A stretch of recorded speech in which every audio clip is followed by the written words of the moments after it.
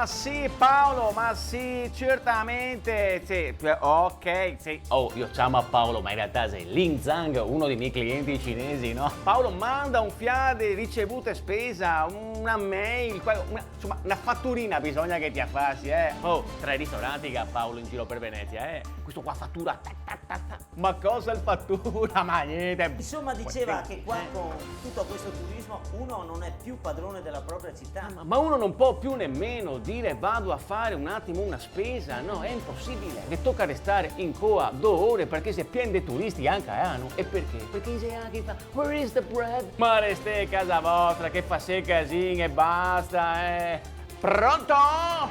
Ciao Escio! Te mando tutto entro questa sera, non state preoccupare, va bene? Ciao, a dopo! Ciao.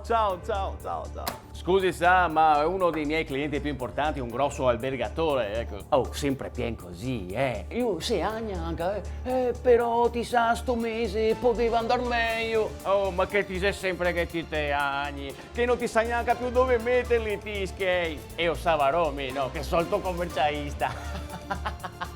Dicevamo Del turismo, che è un problema grosso. una piaga.